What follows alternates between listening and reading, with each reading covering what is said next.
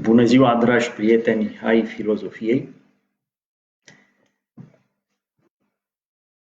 Încercăm astăzi un mod nou de a intra în legătură.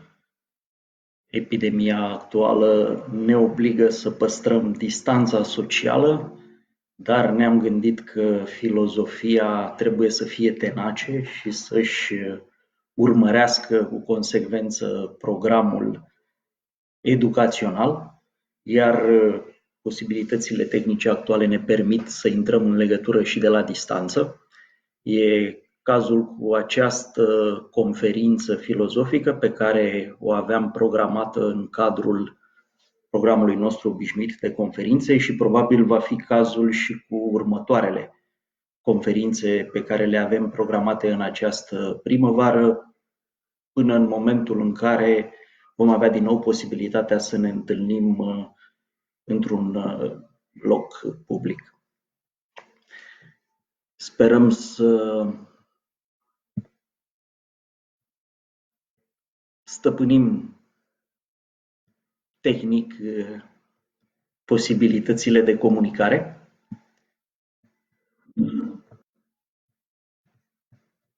Acum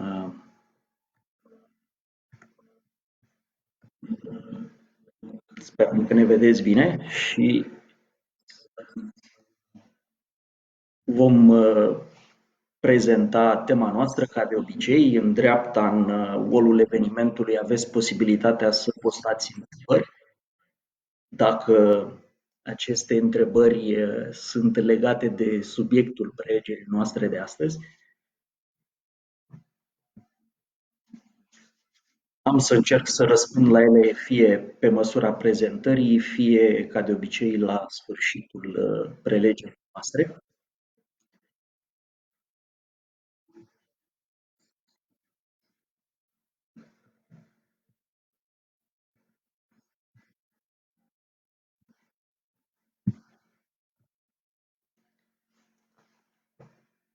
Bun, sperăm că suntem la punct. Tema prelegerii filozofice de astăzi este Kant și regatul scopurilor.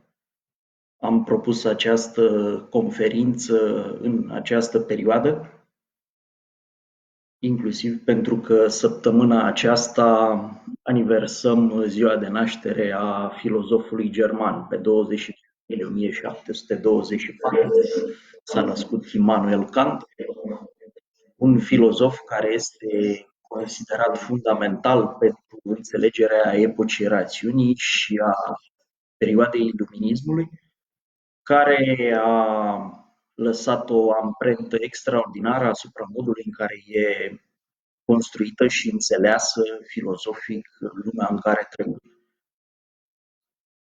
Noi ne-am propus să ne apropiem să avem o abordare biografică, ne-am propus să avem o abordare generală. Subiectul discuției noastre de astăzi este legat de una dintre cele mai cunoscute cărți ale sale, de bazele metafizicii moravurilor.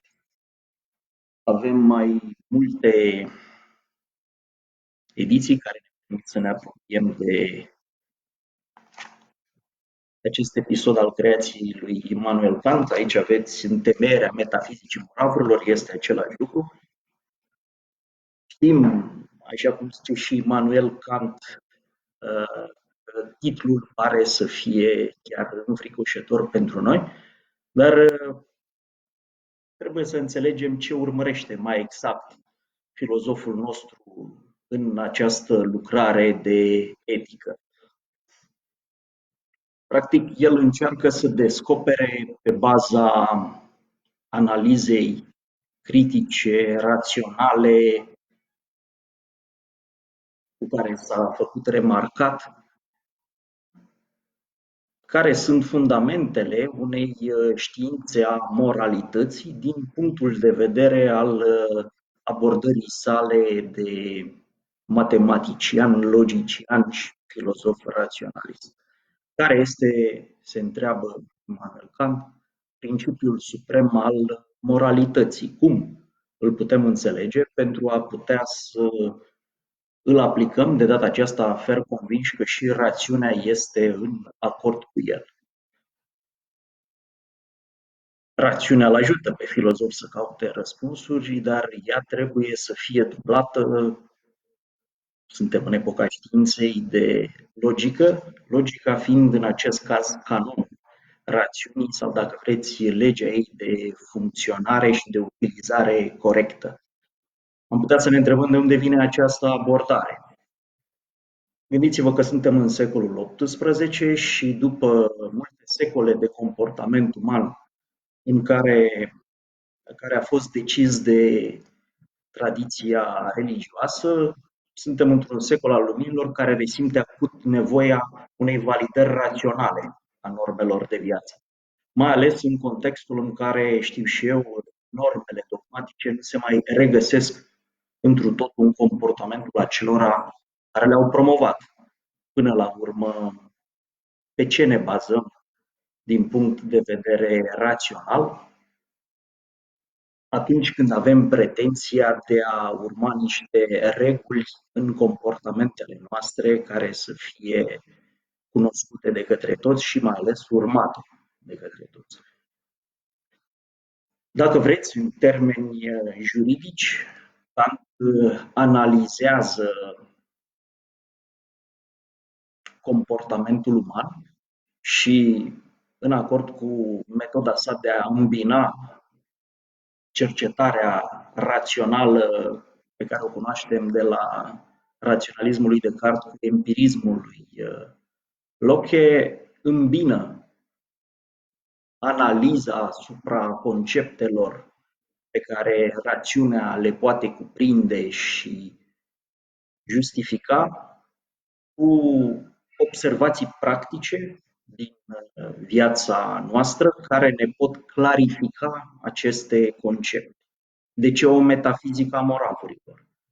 În tradiția filozofiei grecești, așa cum ne-am obișnuit după Aristotel, metafizica este acea parte a discursului, a căutării filozofice, care încearcă să descopere ce se află dincolo de fizică, sau mai bine zis, dincolo de lumea pe care o putem observa la nivelul fenomenelor. Fizica, în grecescu physis, ceea ce e născut, ceea ce e manifestat fenomenal, cuprinde discursul despre modul în care observăm că funcționează lumea pentru că o putem percepe. Dar și-au pus filozofii greci întrebarea care este acea filozofie primă, acea metafizică, cum a rămas ea cunoscută din perioada filozofiei alexandrine, care ne dezvăluie cauzele, originea acestor fenomene.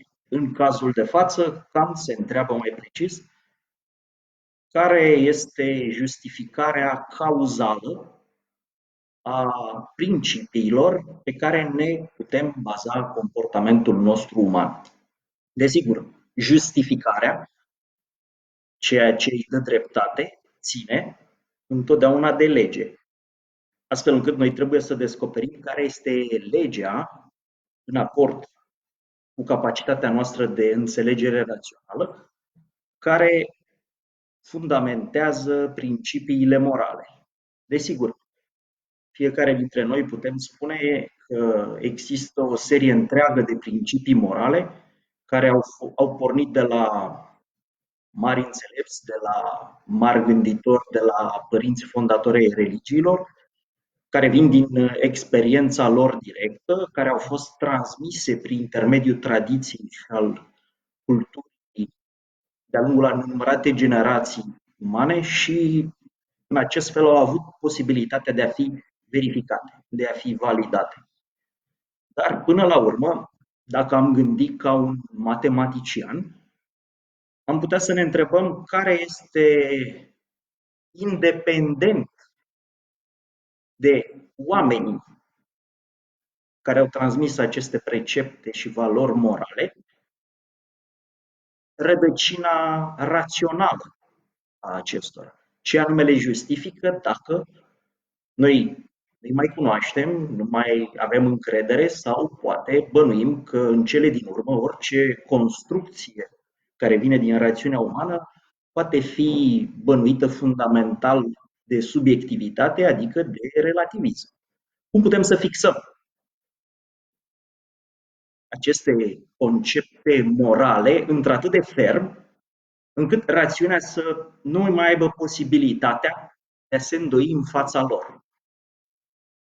E o întrebare foarte grea la care este nevoie de un matematician foarte științific, ancorat în înțelegerea logică pentru a putea răspunde. Desigur că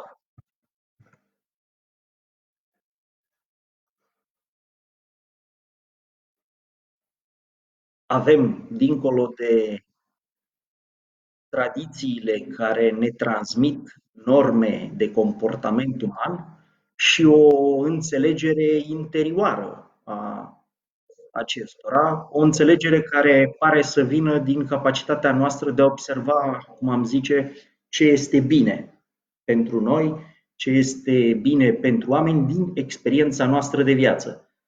Dar în cazul filozofiei raționaliste a secolului luminilor, asta s-ar putea să nu fie suficient. Avem nevoie de o demonstrație matematică de natură să fundamenteze aceste principii morale în sine însuși. Imaginați-vă, dacă vreți, O observație naturală foarte simplă. Spunem că un copac este drept dacă stă singur în picioare, dacă are propria sa tulpină sau, dacă vreți, un om este drept ca observație exterioară atunci când are, am spune, coloană vertebrală. Dacă omul nu ar avea coloană vertebrală sau dacă copacul ar avea nevoie de un arac pentru a fi susținut, atunci dreptatea lui nu ar fi o calitate intrinsecă de natură să justifice verticalitatea acelui copac, ci este în mod evident datorată circumstanțelor. Ceea ce ar face ca respectivul copac să nu stea drept în picioare datorită forței sale interioare, ci datorită realităților exterioare care îl sprijină. Așa încearcă să descopere al nostru filozof german care este dreptatea din interiorul principiilor morale, dincolo de faptul că noi suntem convinși că ele sunt bune sau am învățat de la părinții și înțelepții din vechime că ele sunt bune. Practic, el încearcă să descopere coloana interioară a valorilor morale prin care ele devin drepte, indiferent dacă ne place cine au învățat părinții sau înaintașii noștri. Este, dacă vreți, un matematician al comportamentului uman care încearcă să descopere o lege matematic valabilă universal în toate cazurile. Am putea considera, așa cum observă și al nostru Kant, că interesul e mai degrabă unul pur speculativ. Dar gândiți-vă, dacă reducem verificarea valorilor morale doar la principiul au avut dreptate cei de dinaintea noastră, în cele din urmă ajungem logic să ne întrebăm la capătul acestei serii de gânditori pe ce se bazează primul dintre gânditori, care este dreptatea pe care se fundamentează primul raționament care ne spune de ce este drept să ne comportăm într-un anumit fel. Este, dacă vreți, la fel ca în gluma chinezească despre originea lumii. Se spune în mitologia chineză că lumea este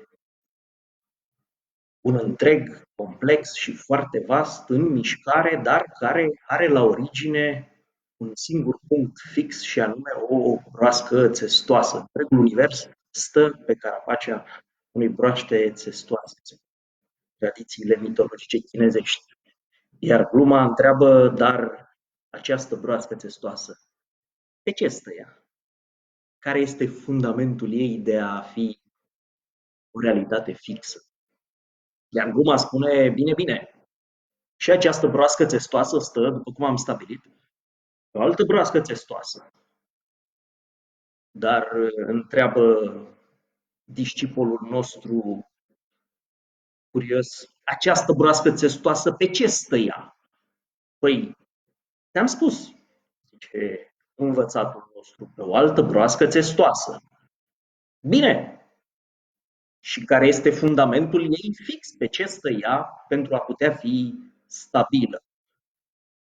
Iar învățatul nostru concluzionează, dar ți-am spus, sunt numai broaște țestoase până jos. Cu alte cuvinte, mergând înapoi pe firul căutării unui punct fix, indiferent câți învățați și înțelepți ne pot certifica dreptatea lor, trebuie să găsim o dreptate internă a acestui argument pentru a putea să-i dăm, cum ar spune Kant, drept de cetate, drept de a fi o lege fundamentală în Constituția comportamentului. El spune, o metafizică a moravurilor este așadar absolut necesară, nu numai din motive speculative, adică pentru a cerceta sursa principiilor practice de bază care se găsesc a priori în rațiunea noastră, ci și pentru că moravurile însele rămân expuse coruperilor de tot felul.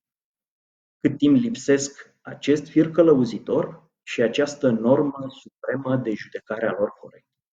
Știm că subiectivismul nostru ne împinge, datorită, zice Kant, propriilor noastre inclinații, să negociem cu orice principiu ferm, stabil, legal, de comportament pe care l-am internalizat.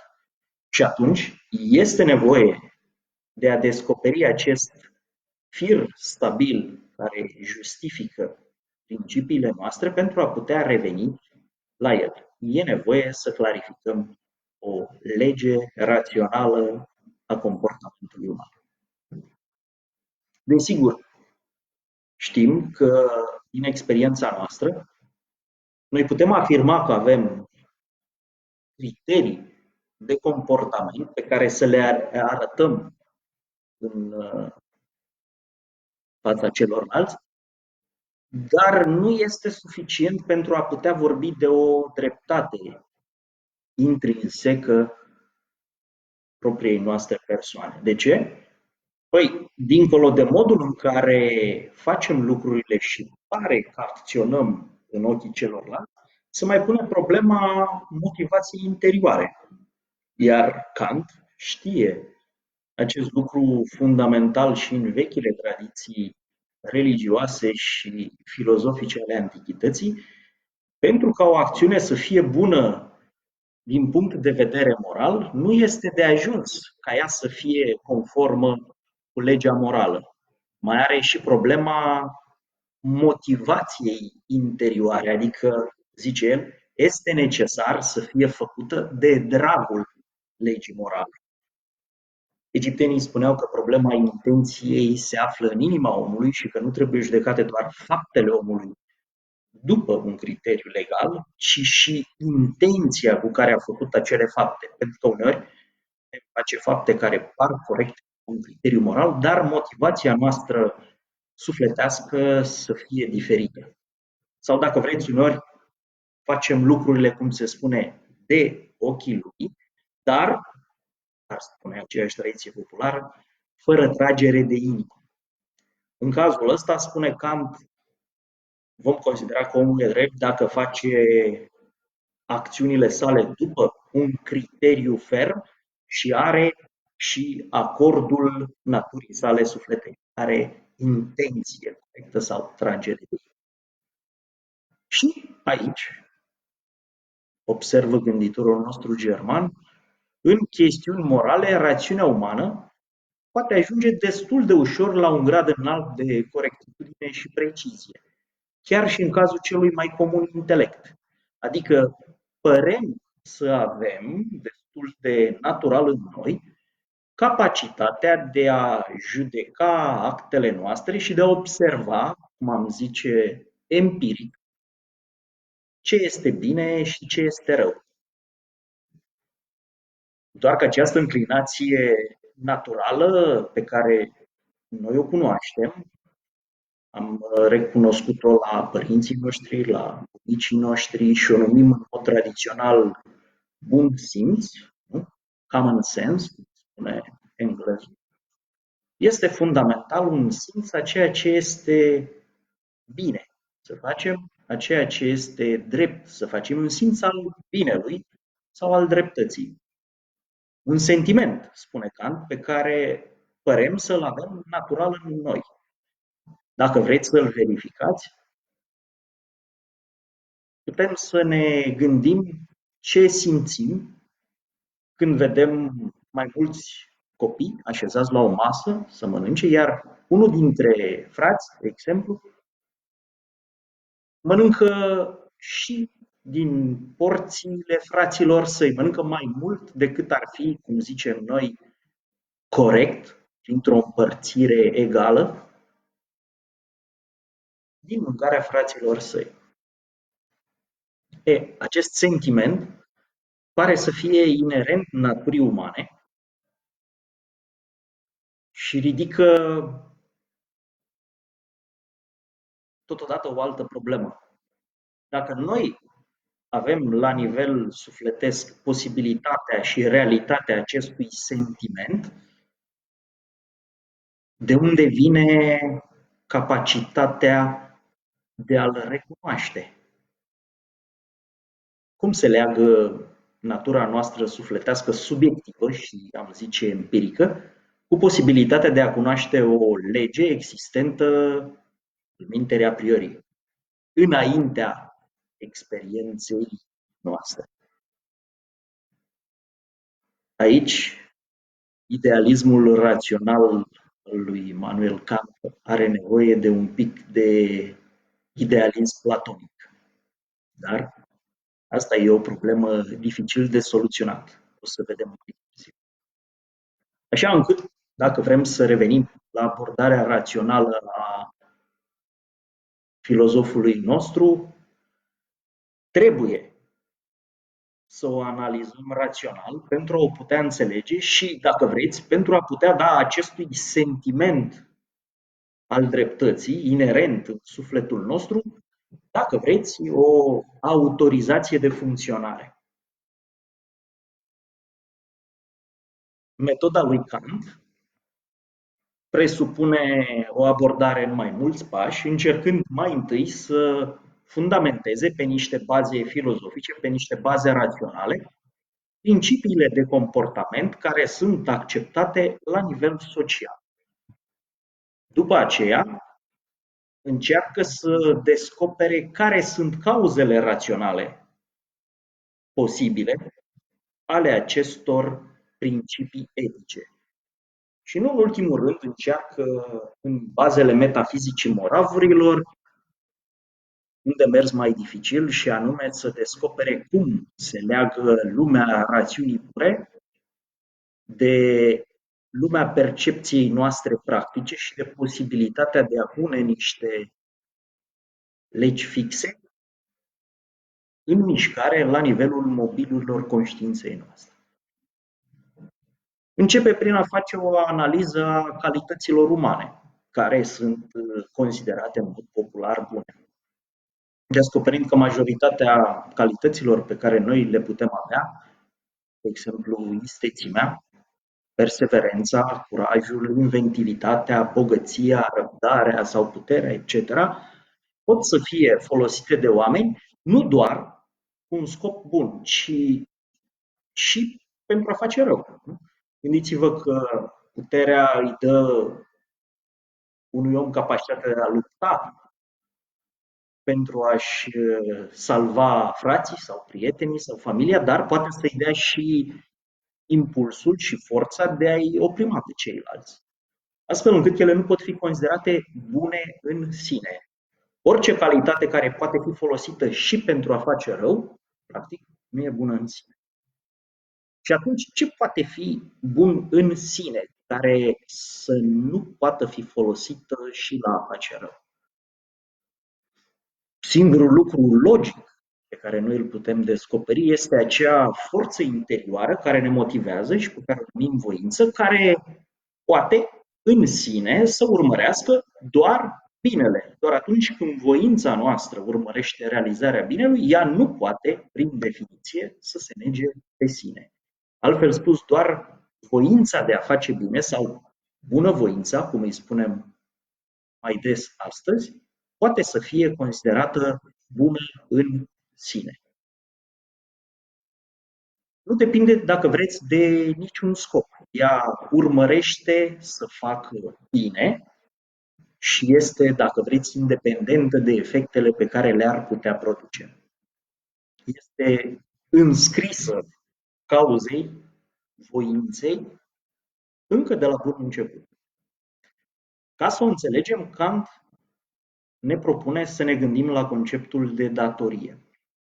Atunci când acțiunea noastră urmărește un bine care e complet independent de interesul nostru personal, atunci spune el că avem de a face cu o acțiune motivată de o voință bună. Da? Și spune a face bine, a acționa cu bună voință, atunci când putem face acest lucru, este, pentru noi oamenii, o datorie.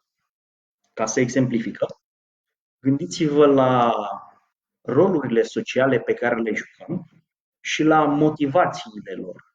Atunci când, de exemplu, un doctor își face bine pacienții urmărind, în primul rând, binele acestora, putem spune că dacă nu urmărește și interese materiale, personale, secundare, el acționează cu bunăvoință pentru a face bine.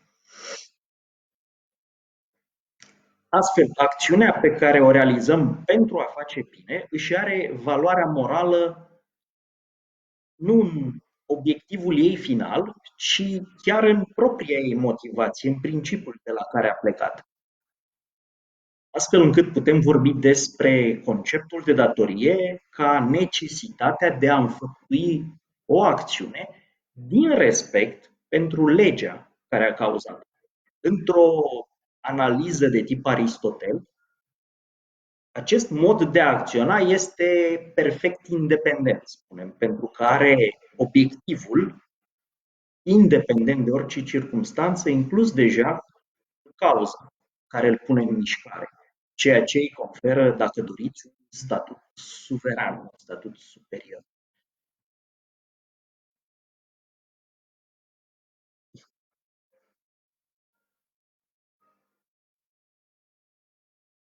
Spunem că centrul conștiinței noastre ca ființe raționale, dacă ne uităm la ceea ce numim natura noastră umană, care înseamnă a gândi, a avea mental, a fi o ființă rațională, ar trebui să stea, pentru a ne merita titlul de ființe raționale, într-un principiu rațional.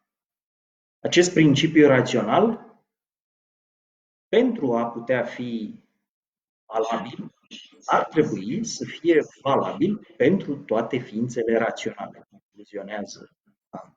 Cu alte cuvinte, când căutăm un principiu rațional pe care să-l considerăm centrul sau esența modalităților noastre de a fi o ființă rațională, avem nevoie de un principiu, un criteriu mental care să fie bun în cel mai înalt grad sau să fie bun pentru toți oamenii. Și astfel, dacă vreți,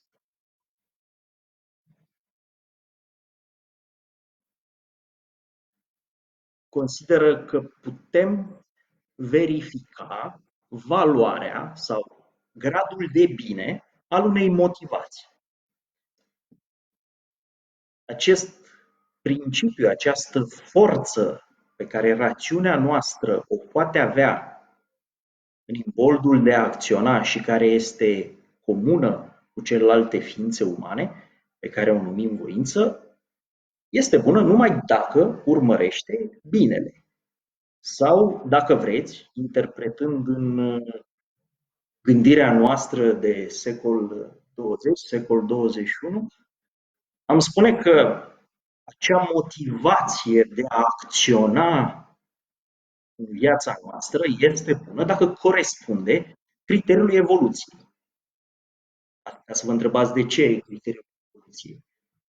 Pentru că acest concept de evoluție înseamnă o creștere în complexitate care totodată înseamnă o îmbunătățire. Evoluție înseamnă tot mai bine.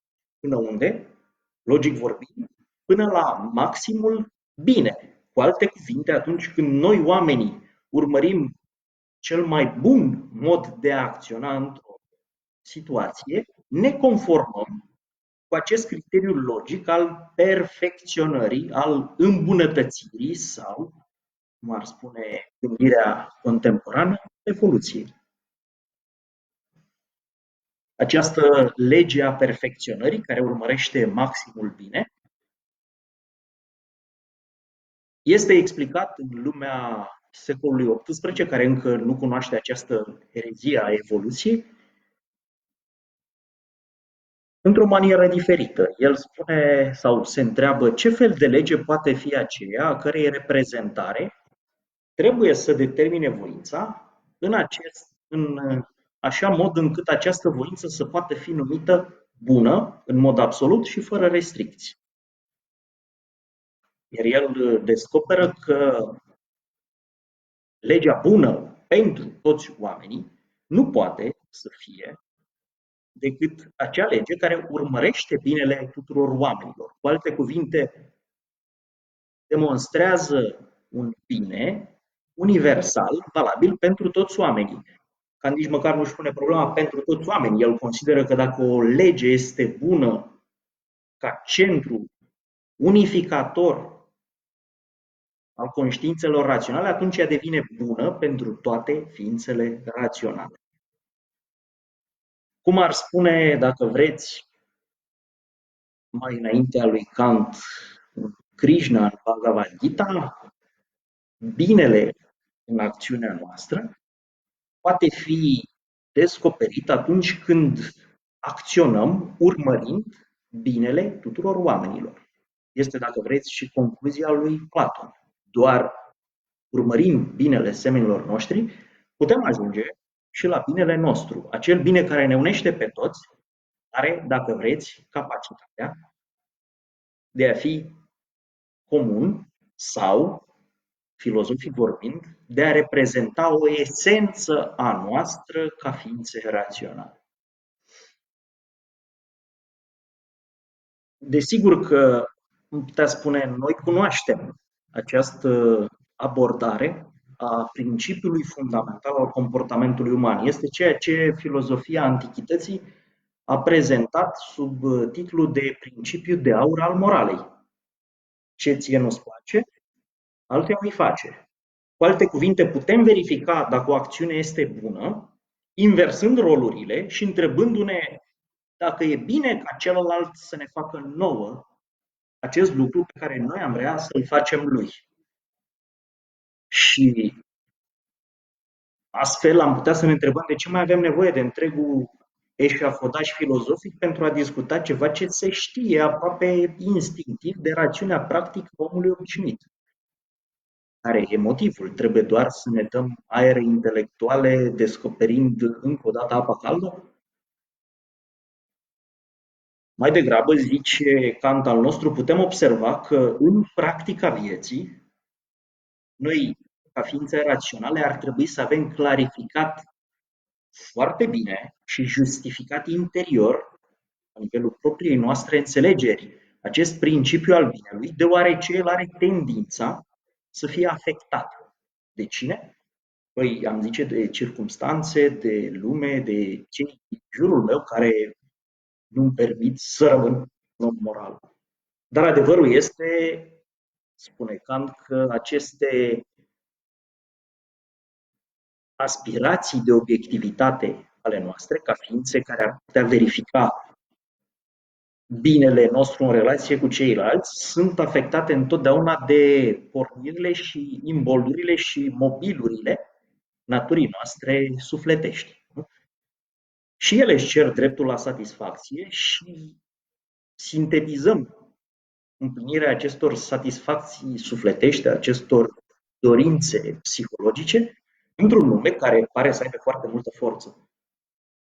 Numim această împlinire fericire și atunci spunem, dar dacă principiul filozofic după care am promis și mi-am propus să acționez, intră în conflict cu aspirația mea la fericire. Dacă pentru a obține ceva care mă va face fericit, e nevoie să mint, să fur, să înșel, să-mi schimb principiile sau să nu acționez după ele. Da, în lumea rațiunii, un principiu odată clarificat are multă putere, dar problema este că experiența noastră de viață ne arată că imboldurile și motivațiile sufletești, subiective și dependente de circumstanțe, au foarte multă forță, foarte multă putere. Au o forță instinctuală, sunt, dacă vreți, automatizate. Avem ceva ce ne dorim și dintr-o dată toată personalitatea noastră se ocupă în a obține acel lucru fără să ne gândim foarte mult rațional la tot ce se va întâmpla obținând acel lucru. Și atunci, zice Kant că a înțelege rațional cât de important este să avem clarificat un criteriu al binelui în noi, universal și care ne leagă de ceilalți oameni, ne permite să depășim faza subiectivă a alegerilor motivate de un imbold psihologic, de circumstanțe, care de cele mai multe ori nu aduc, sau dacă vreți, întotdeauna nu aduc o fericire durabilă. Gândiți-vă că ne considerăm maxima fericire dacă am fi conducătorii unei cetăți. Dar oare ne gândim la responsabilitățile și problemele pe care va trebui să le rezolvăm, la responsabilitatea pe care o avem pentru binele oamenilor și la suferința pe care o vor provoca alegerile noastre? În cele din urmă ne putem gândi la faptul că mai devreme sau mai târziu această extraordinară poziție care ne dă fericire va înceta? Atunci vom descoperi că această fericire nu este durabilă. Kant încearcă să descopere modalități de comportament uman care îi dau omului durată, care îi dau o justificare ce poate să stea în fața tuturor circumstanțelor. Astfel încât bunătatea noastră inocentă, care are aspirația către bine și de multe ori are și capacitatea interioară de a simți acest bine, are nevoie să ceară sprijinul rațiunii, are nevoie Kant să întrebe pe cineva care este mai detașat, într-un fel, decât acel om subiectiv care cere sfat. Astfel încât întreabă un maestru al rațiunii pentru a putea să acționeze mai ferm în fața probelor vieții. Desigur, știm că foarte multe tradiții validează normele de comportament moral pe principiul imitației. Noi trebuie să facem cum a făcut și cum a acționat maestrul pe care îl urmăm, pentru că apreciem în el tocmai aceste valori de comportament. Dar Kant trăiește în secolul luminilor și refuză oricărei alte modalități de justificare a principiilor dreptul de a le fundamenta, cu excepția rațiunii. Desigur, gândirea secolului 20 vine cu niște idei interesante care clatină imaginea secolului XVIII de lume psihologică ca fiind fundamental și complet subiectivă. De exemplu, psihologia lui Carl Gustav Jung ne spune că da, acționăm din multe imbolduri psihologice, unele conștiente, altele subconștiente și unele inconștiente, după cum a observat și Freud, doar că la nivelul pornirilor automate, pe care noi nu le conștientizăm, care se ascund în ceea ce s-a numit inconștientul nostru uman, există și unele care par să nu fie doar ale noastre, care par să fie comune tuturor oamenilor. Jung vorbește despre arhetipuri ale individuației sau ale devenirii umane către ceva ferm și stabil numit individ, care par a fi ascunse în străfundul sufletului nostru. Astfel încât, zice el, există și impulsuri inconștiente din punct de vedere al rațiunii noastre analitice, dar care par să ne impulsioneze către un obiectiv evolutiv uman superior. Există arhetipuri ale devenirii care par să ne dea o forță a evoluției. Arhetipuri care par să fie obiective, concluzionează al nostru Jung, dar asta e o discuție pentru secolul 20. O să vedem că tocmai posibilitatea existenței unor astfel de forțe este analizat în ultima parte a bazelor metafizicii moravurilor, dar nu este un subiect tocmai ușor.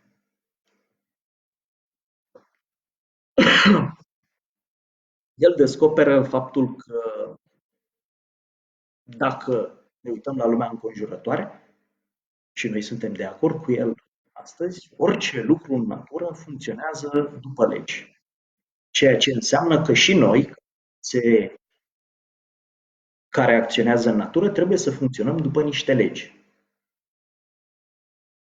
Desigur, ne punem problema de a funcționa după niște legi care sunt în acord cu acea caracteristică fundamentală care ne diferențiază de treptele evolutive de până la noi, adică de a funcționa după niște legi ale rațiunii. De aceea, zice Kant, reprezentarea unui principiu obiectiv, în măsura în care e constrângător pentru voința noastră obișnuită, se numește poruncă și ea vine de la rațiune. Formula poruncii se numește imperativ.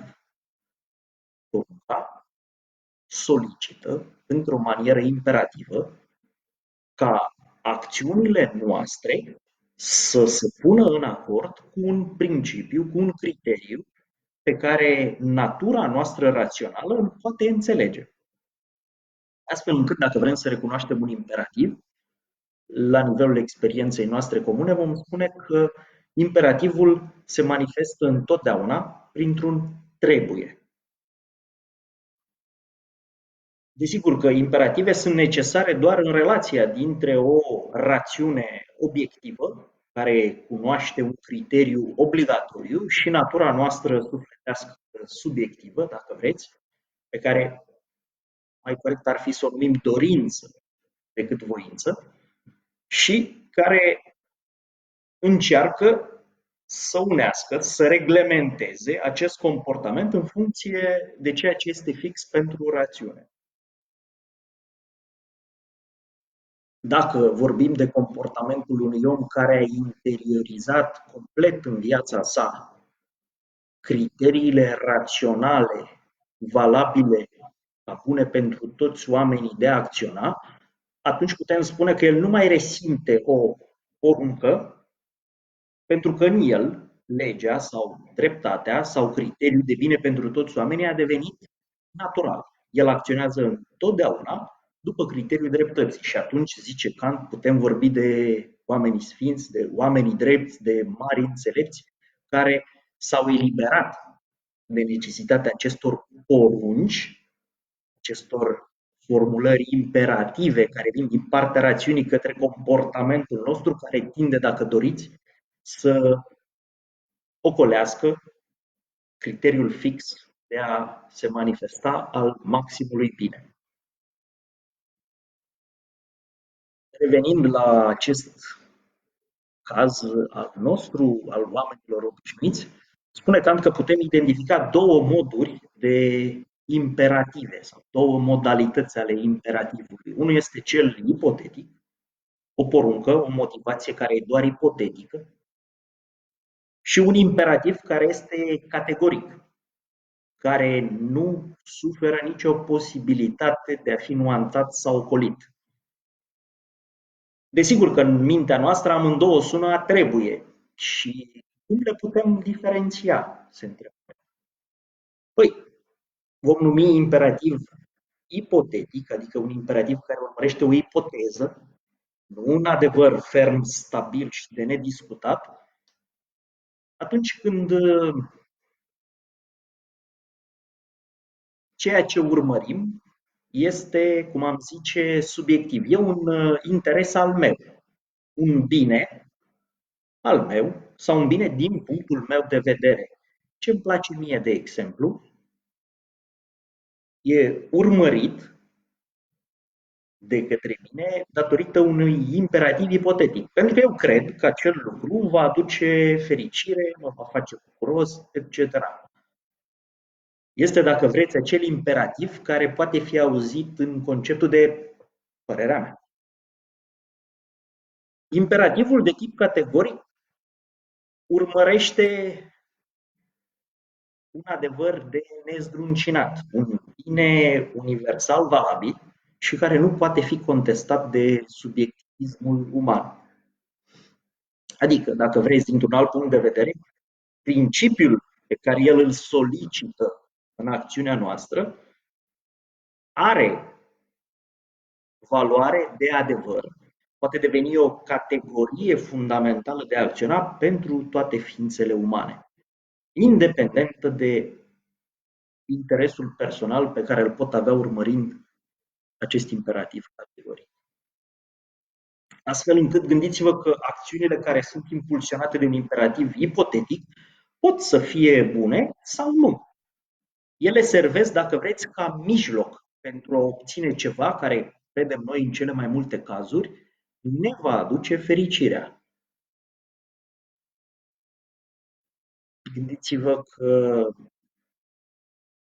de cele mai multe ori proiectăm un bine în ele, dar descoperim că acel bine al imperativului ipotetic este un bun pentru noi.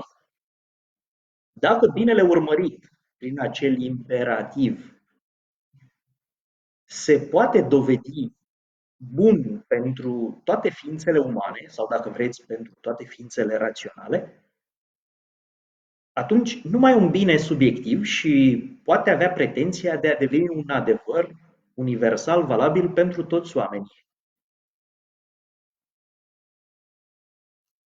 Atunci când binele actului nostru se dovedește a fi valabil pentru toți oamenii, impulsul, porunca de a acționa conform lui, se manifestă, spune Kant, într-o formă categorică.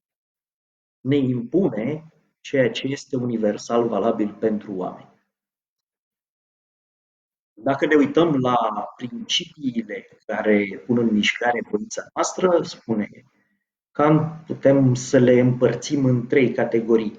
Putem descoperi principii sau reguli ale abilității, care au o natură tehnică. De exemplu, regulile care îmi permit să construiesc un dulap, un obiect oarecare. Da? Sunt bune pentru a ajunge la rezultatul pe care îl urmăresc. Mai există reguli ale bunăstării, care sunt mai degrabă pragmatice. Cum ar trebui să mă comport, ce trebuie să fac pentru ca ceilalți să mă placă, pentru ca eu să obțin un loc în societate, etc. Pentru a-mi atinge un interes subiectiv care îmi va aduce, cred eu, după părerea mea, fericirea. Desigur că această fericire înțeleasă ca durabilă pare să scape acțiunilor noastre motivate de fericirea înțeleasă prin rezultate trecătoare. Dar asta e o altă problemă. Nu în ultimul rând,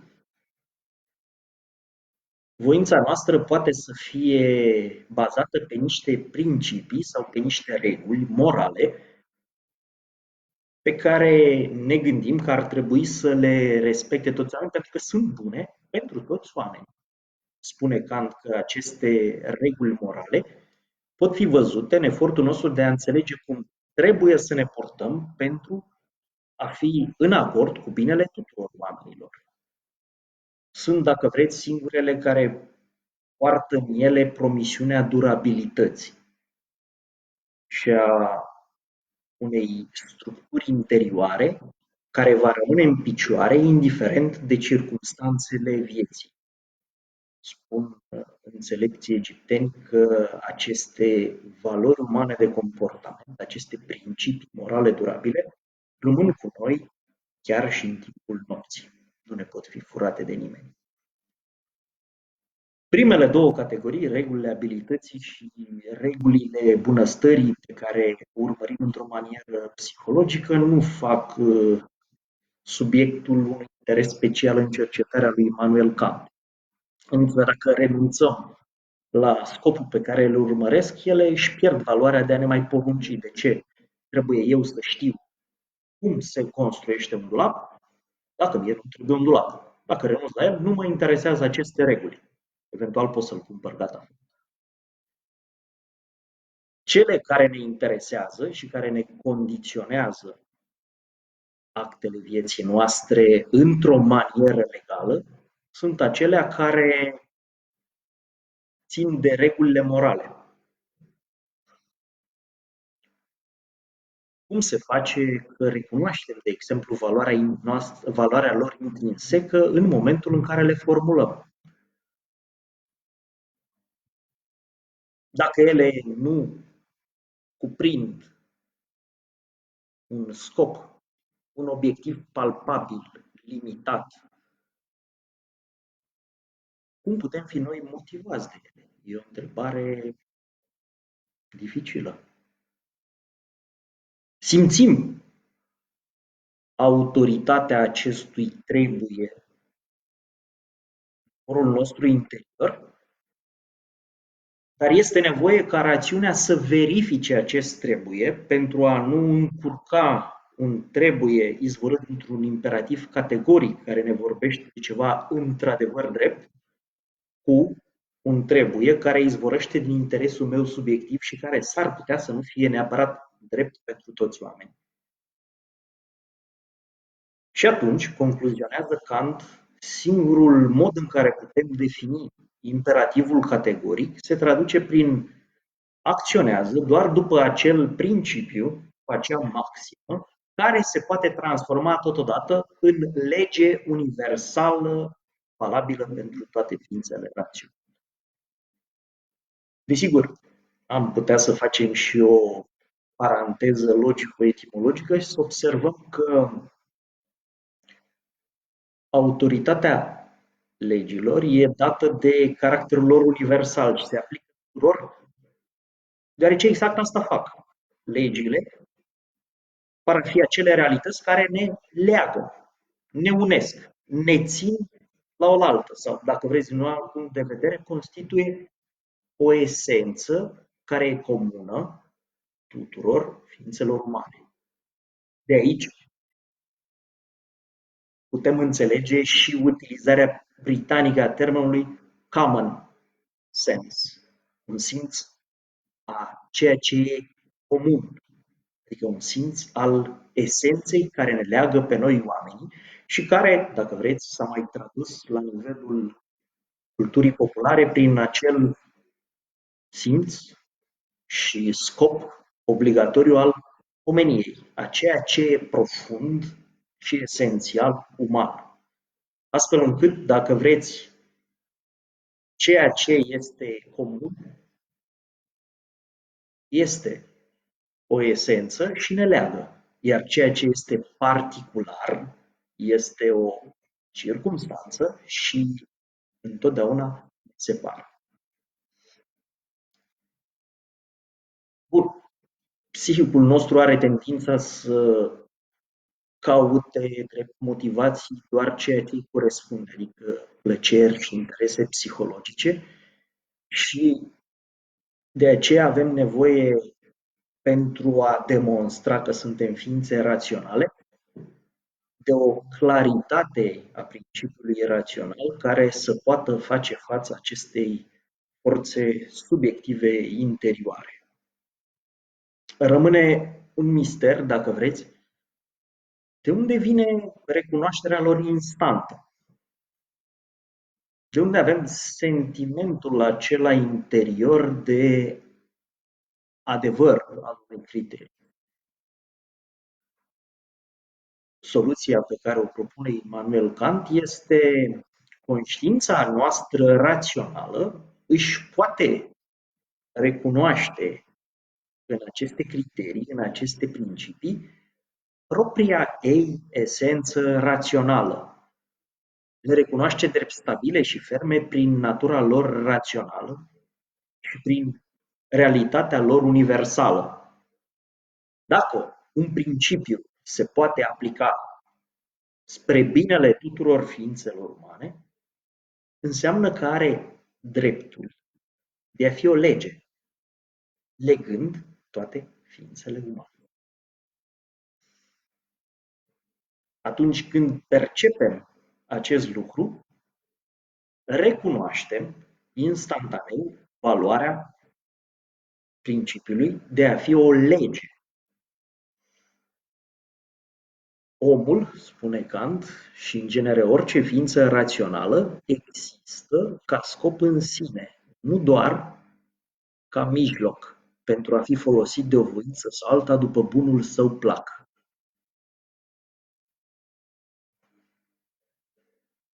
Cu alte cuvinte,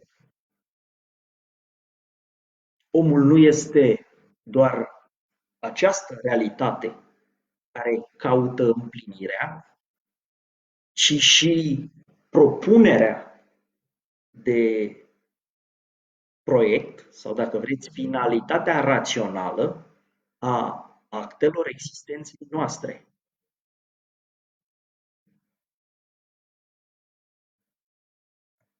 Fiecare dintre noi urmărim realizarea, în cazul particular al vieții noastre, a unui proiect ideal de om. Sau altfel spus, arhetipul realizării, arhetipul împlinirii umane există în fiecare dintre membrii familiei umane. Am putea considera că este un idealism poetic, dar fundamental este doar o logică matematică. În toate elementele, componente ale unei mulțimi, există posibilitatea și mai ales obligativitatea de a realiza criteriile care sunt comune elementelor acestei mulțimi.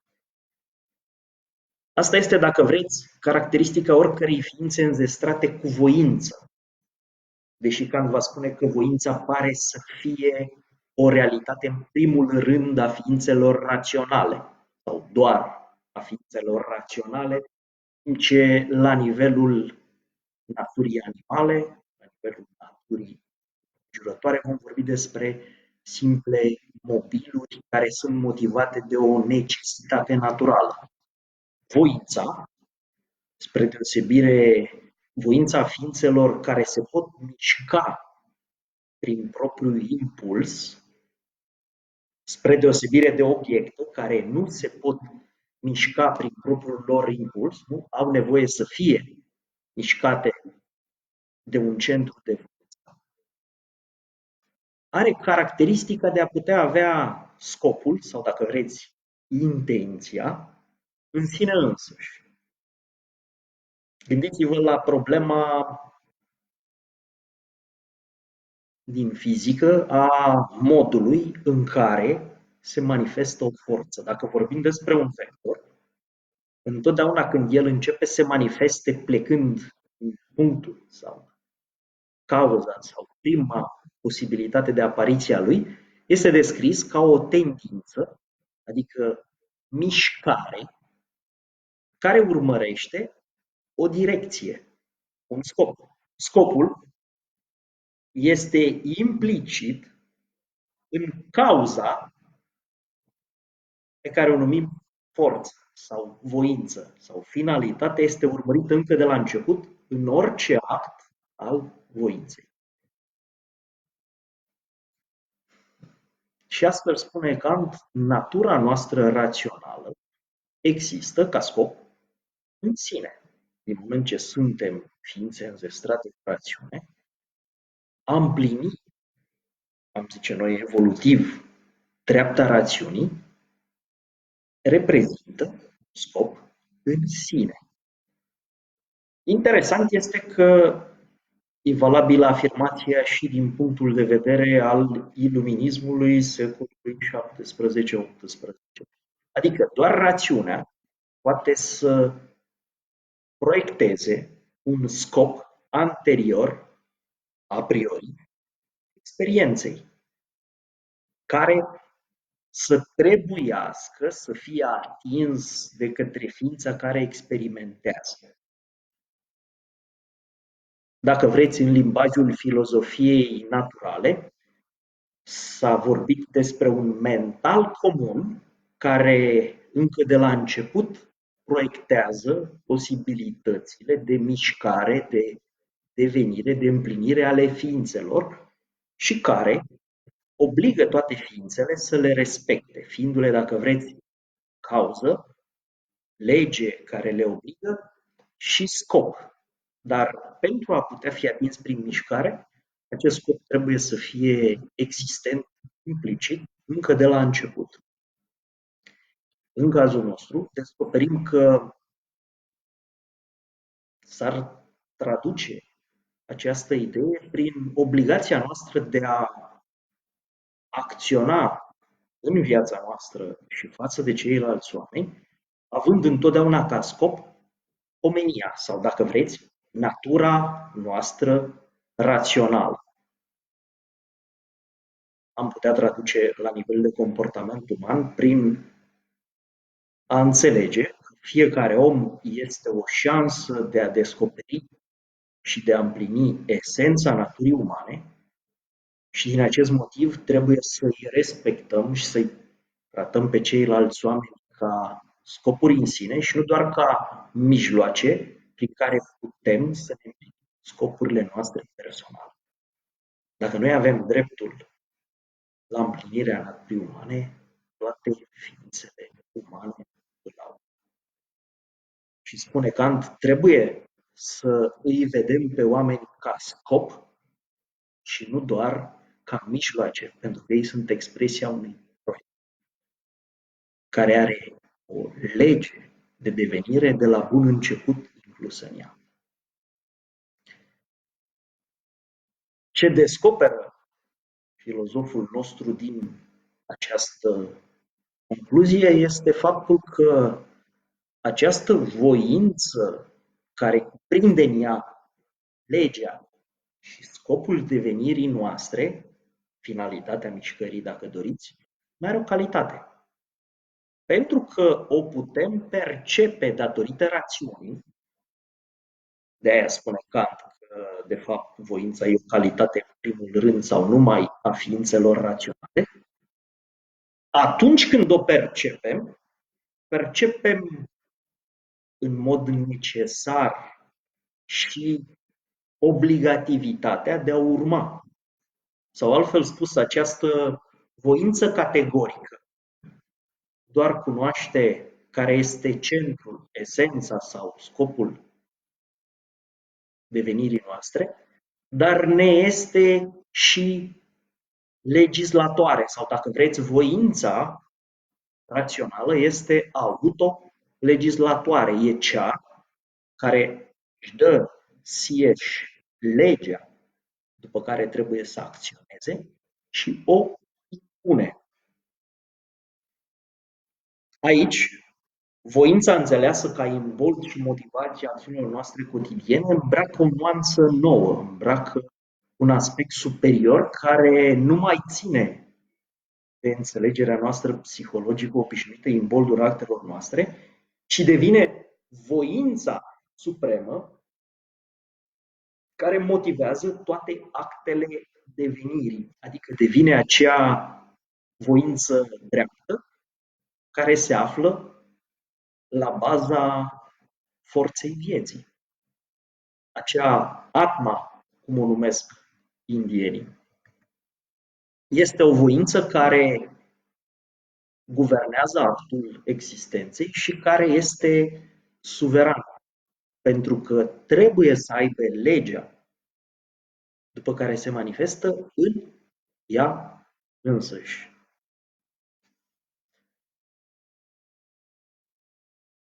Practic, noi oamenii suntem legați de legea devenirii noastre ca ființe raționale prin datorie. Practic, nu putem să facem abstracție de legea care ne impune să ne manifestăm ca ființe raționale, căutând, dacă vreți, ceea ce ne unește. Iar această datorie, observă că nu vine din exterior, nu vine de la un terț atotputernic care ne-a poruncit să facem așa. Acest terț atotputernic, acest Dumnezeu poruncitor, este fundamental cea mai înaltă această treaptă pe care o putem conștientiza a experienței de viață. Este voința însăși. Legea este modul în care se reflectă această voință atunci când dă naștere și construiește proiectul de lume manifestă. Astfel încât această bunăvoință, voința bună, voința de a urma întotdeauna maximul bine, nu este doar un deziderat de tip idealist, ci, observă Kant, este și forța care trebuie să călăuzească și să conducă toate actele vieții în centrul preocupărilor ființei raționale. Ceea ce înseamnă, dacă vreți, că această voință e în același timp universală, comună și obligatorie pentru toți oamenii, deoarece conține legea de împlinire a tuturor ființelor umane și autonomă. Își este ei înseși legislatoare. Nu depinde, dacă vreți, de o altă legislație exterioară, nu depinde de circumstanțe. Este o lege independentă care e inerentă actului voinței. Gândiți-vă că observăm acest lucru în practica vieții atunci când ne întâlnim cu aplicarea dreptății. De exemplu, considera că un judecător este drept atunci când judecă un caz, circumstanță, nu după preferințele sale personale și după înclinațiile sale subiective, după cum îi place sau nu îi place respectivul caz, ci după o lege fixă, după o lege obiectivă, ceea ce înseamnă că trebuie să fie independent de percepții subiective și legat exclusiv de această forță a legii pe care a internalizat. Și aici vine o concluzie foarte cuprinzătoare. Spune Kant, conceptul oricărei ființe raționale, care prin toate maximele voinței sale trebuie să se considere pe sine ca universal legislatoare, pentru a se putea judeca pe ea și acțiunile sale, ne conduce la un concept foarte fructuos, atașat lui, acela de regat al scopurilor. O lume în care recunoaștem dreptul fiecărei ființe de a se conduce și guverna pe sine însăși, deoarece legea aceasta a dreptății este universală și inerentă fiecărei ființe umane. Cu alte cuvinte, e un regat în care recunoaștem că fiecare om are scopul și legea dreptății în ea însăși. Este, dacă vreți, proiectul lui Kant, prin care ne putem imagina o lume civilizată a ființelor umane raționale, care sunt unite prin legi comune, care le permit să participe la aceeași esență, în care ele nu se tratează nici pe ele și nu îi tratează nici pe ceilalți, ca fiind doar niște simple mijloace de atingere a scopurilor, ca niște obiecte lipsite de voință. Ci din contră, considerăm că toate ființele păstrate cu această voință și cu capacitatea rațională de a-și o reprezenta, trebuie să beneficieze și de demnitatea de a se guverna după acest bine comun. Practic, oamenii își construiesc prin această demnitate participarea armonioasă după propriul lor merit, la o lege care unifică, la un scop evolutiv comun. Iar acest scop evolutiv comun la care participăm după maximul conștiinței noastre este cel care ne este în același timp esența. Practic, regatul scopurilor lui Kant vorbește despre un caz ideal pe care filozofia l-a mai prezentat înaintea lui. Vorbește, dacă vreți, de cazul ideal al lumii civilizate a oamenilor la care aspiră Confucius. El visează la o lume în care toți oamenii să fie internalizat principiul dreptății și acest bine comun, să cunoască binele esențial valabil pentru toți oamenii, încât nu mai este nevoie de conducători din afară. De ce? Pentru că oamenii au devenit ei înșiși proprii lor legislatori în acord cu binele tuturor ființelor umane. Și nu au nevoie să fie conduși către acest bine din exterior. E o lume, dacă vreți, în care voința bună legiferează în viața noastră ca suveran. Este autonom și suveran, ceea ce înseamnă că doar acest mod de a-l vedea pe om îi poate conferi omului demnitate, dreptul de a fi domn, stăpân, asupra propriei sale lumi. Practic, spune Kant că doar umanitatea care este înțeleasă ca moralitate, ca efort conștient rațional pentru a descoperi binele comun, are, fundamental, un scop în sine.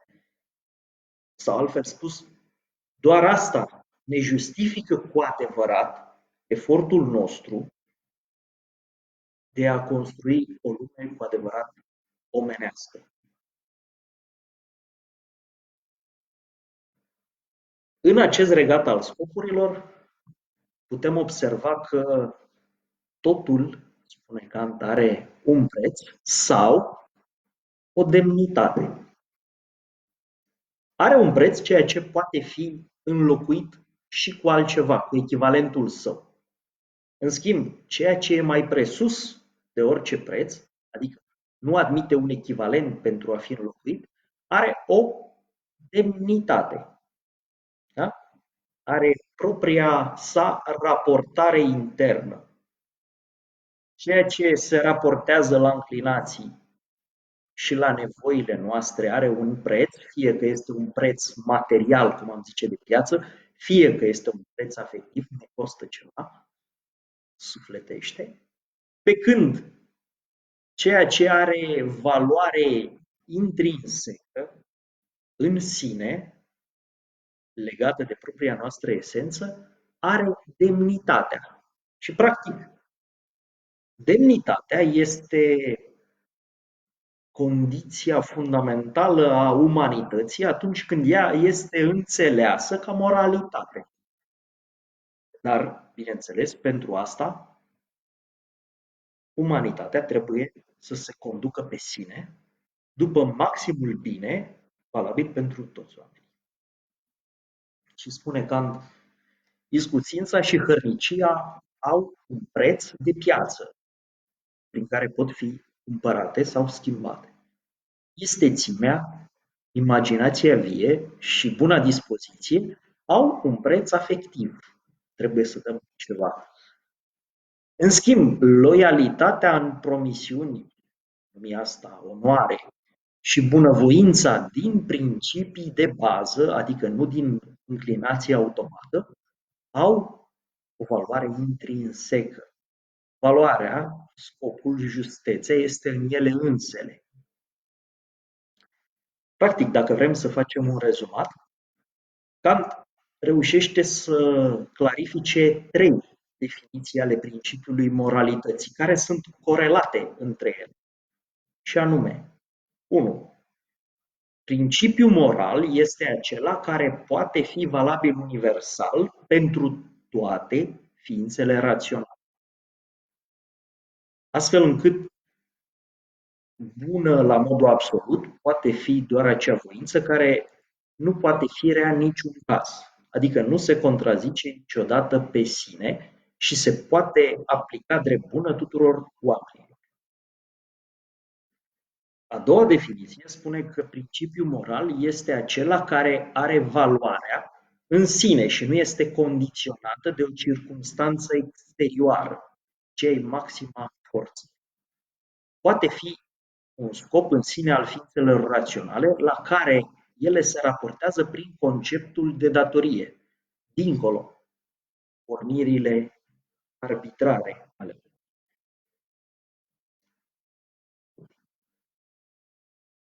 Gândiți-vă că o pornire subiectivă, odată ce și-a atins scopul, interesul, da?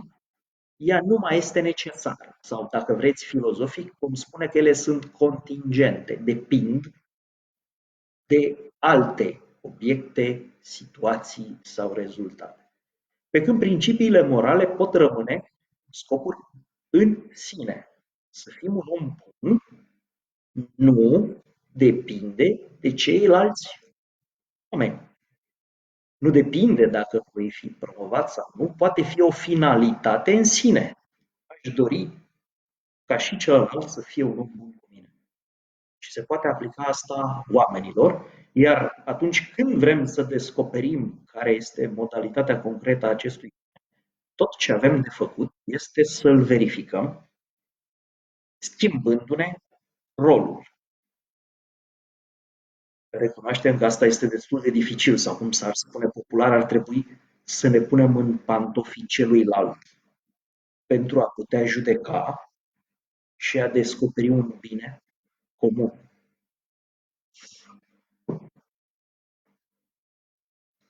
Practic, ceea ce numim moralitate, spune aici Kant, este relația acțiunilor noastre cu cele mai înalte legi pe care rațiunea noastră le poate descoperi ca fiind esență rațională. A treia definiție a principiului moralității spune că putem înțelege drept principiu moral acela care obligă la armonizarea tuturor ființelor umane într-un scop comun, da? Unindu-le într-un regat al scopurilor în care, practic, fiecare ființă umană poate să fie respectată drept autolegislatoare ca o expresie a naturii sale care e guvernate de lege. Cu alte cuvinte, atunci când descoperim faptul că motivația principiilor morale, motivația moralității, nu este o conștiință exterioară nouă, o mare forță care ne poruncește, când descoperim că noi poate să fie această lege comună a tuturor oamenilor, binele tuturor ființelor, atunci conștiința se simte obligată, spune Kant, din datorie, să acționeze în acord cu ea. Ar spune Constantin, noi ca în momentul în care descoperim faptul că dreptatea este în noi, ne simțim obligați să devenim întruia. Doar această voce interioară a dreptății are, independent de orice circunstanță, maximă autoritate în interiorul conștiinței noastre. Adică avem dreptul și avem în același timp obligația de a ne conduce pe noi după legile naturii noastre raționale. Iar asta dă naștere acestui regat al scopurilor. Cu cât cultivăm aceste modalități raționale bune pentru toți oamenii de a acționa, cu atât mai mult ne apropiem, dacă vreți, de dreptate. Iar asta permite, dacă vorbim despre armonizare, de o conviețuire mai bună a oamenilor cu ceilalți. Desigur, vom spune că asta a fost visul, obiectivul tuturor civilizațiilor, de a construi o lume în care valorile fundamentale izvorâte din natură, în cazul de față din natura noastră rațională, ne unesc, promovând într-o manieră armonioasă un întreg funcțional care reflectă niște legi durabile, niște legi care au caracter de adevăr. Și vă gândiți că dacă omul și-ar clarifica acest principiu al moralității, care este bun pentru toate ființele umane, ar descoperi cum să acționeze în armonie cu ceilalți oameni și nu în conflict. Interesele de tip subiectiv urmăresc întotdeauna un scop limitat care nu poate fi universal valabil și care poate fi doar al meu sau al celorlalți. Atunci însă când urmărim o esență, aceasta poate fi a tuturor ființelor umane și un criteriu după care putem construi o civilizație care să fie bună pentru toți. Gândiți-vă că acest deziderat este la baza tuturor proiectelor de civilizație. Este proiectul unui regat al înțelepciunii, pe care indienii l-au numit Hastinapura, sau al unei cetăți universale a păcii, care a fost numită Ierusalim, sau a unui regat, a unei cetăți a lui Dumnezeu pe pământ, cum au văzut-o creștinii, a unui imperiu al voinței care caracterizează natura umană și dă dreptul omului să acționeze cu demnitate, așa cum au văzut-o romanii. Și putem să descoperim că acest proiect, ba chiar cu explicațiile și justificările logico-raționale ale lui Kant, se află la baza a ceea ce astăzi numim stat de drept. Stat cu principii care sunt obligatorii tuturor oamenilor pentru că sunt inerente finalități ale tuturor oamenilor. Și aceste principii am numit un stat de drept universal și în acest stat de drept universal omul este liber, tocmai pentru că poate, mai devreme sau mai târziu, să recunoască în forul său interior prezența inerentă a legii în propria sa voință ca ființă rațională. Asta este un vis care stă la baza tuturor civilizațiilor și este un vis pe care filozofii din toate timpurile l-au considerat mai devreme sau mai târziu realizat. Este un vis pentru care au considerat că merită trăită viața toate marile momente istorice pe care noi ni le amintim.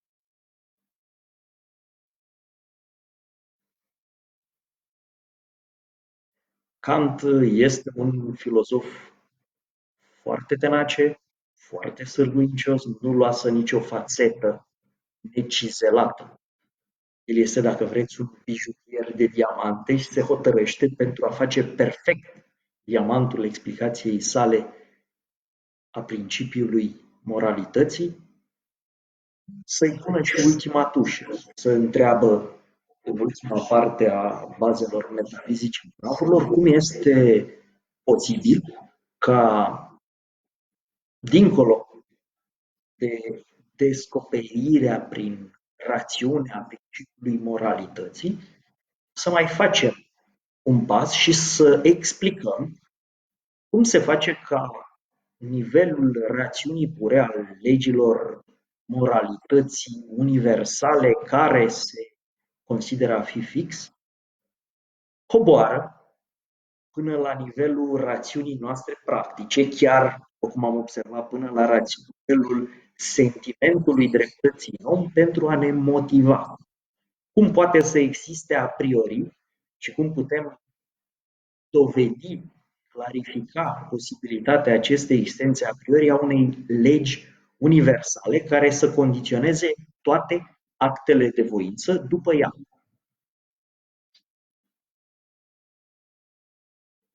Aici, Kant vrea nici mai mult, nici mai puțin decât să demonstreze matematic posibilitatea și necesitatea de a exista a ceea ce am numit spirit, forța imuabilă a vieții.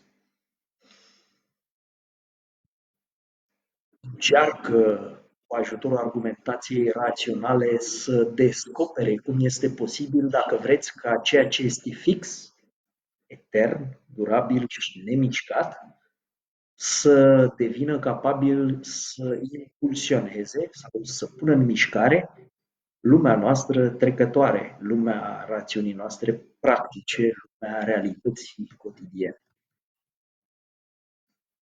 Iar acesta descoperă al nostru filozof german că este, în cele din urmă, limita maximă până la care poate ajunge să ilumineze și să clarifice rațiunea cu care noi, oamenii, suntem înzestrați. Acolo este, dacă vreți, limita facultății de judecare.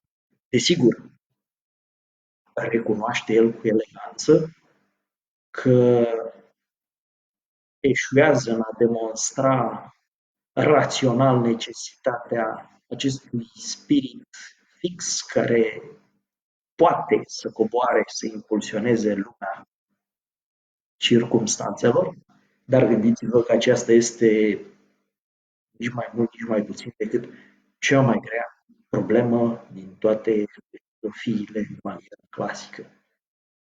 Cum este posibil ca ceea ce este fix, etern și durabil să coboare, ar spune indienii, prin propria sa forță magică și să se manifeste totuși în mișcările și relativul vieții noastre circumstanțiale. Este, dacă vreți, un mister al creației teologice. Dar aici, mijloacele analitice ale rațiunii cu care suntem noi, oameni înzestrați, recunoaște Kant că nu mai sunt suficiente. Cum se face trecerea este acest hiatus care desparte lumea arhetipurilor fixe de lumea mișcării și a circumstanțelor imperfecte. Dar, pentru că este un filozof idealist, consideră că deși nu putem clarifica forța rațiunii umane acest răspuns, el ne apare totuși ca fiind necesar, dacă vreți, în logica demonstrației și înțelegerii umane pentru a fi finalitate și justificare, izvorâte, dacă vreți, din ceva ce am numit speranța de perfecțiune pentru toate actele vieții noastre.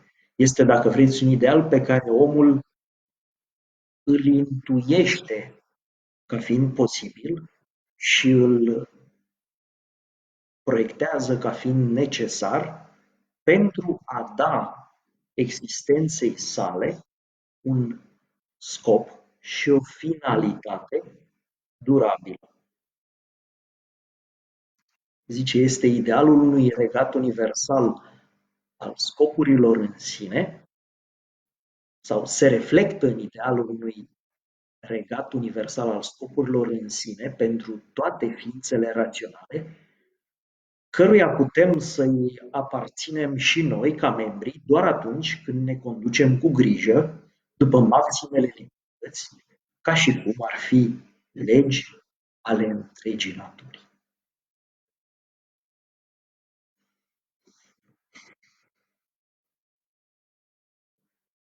Până aici ajunge metafizica moravurilor în străduința clarificatoare a lui Immanuel Kant. Dacă aveți întrebări, le puteți nota în peretele de comentarii și încerc să vă răspund.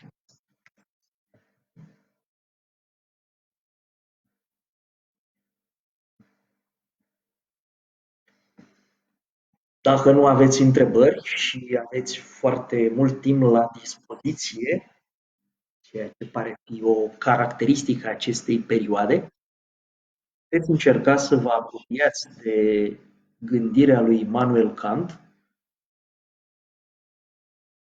o gândire care seamănă sau poate fi comparată la nivel muzical cu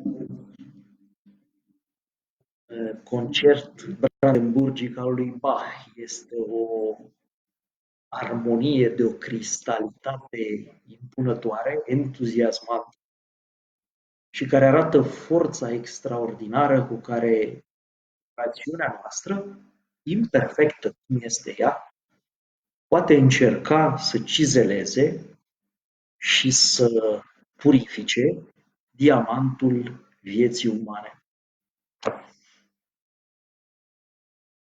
Asta necesită, dacă vreți, multă tenacitate, multă bunăvoință, dar și o încredere nețărmurită în forța și libertatea de a crește și de a evolua a ființei umane.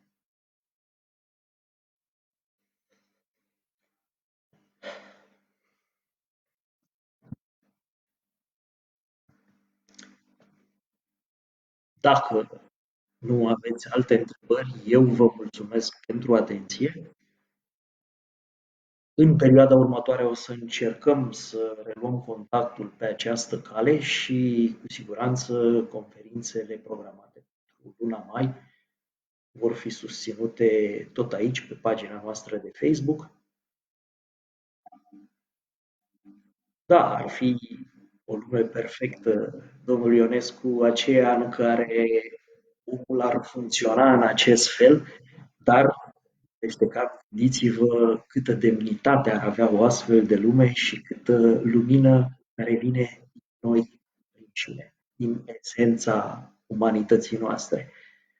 Ne dorim acest lucru și e un ideal pe care și noi ca filozofi încercăm să-l construim.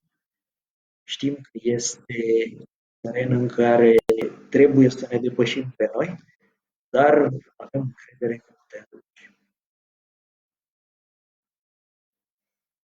Vă mulțumesc!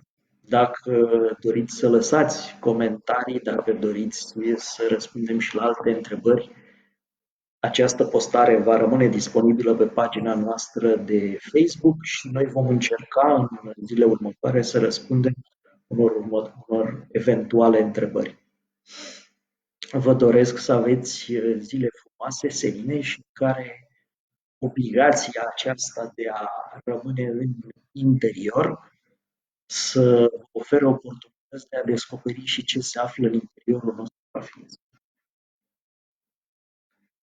O zi minunată vă doresc. Sănătate și ne vedem în curând.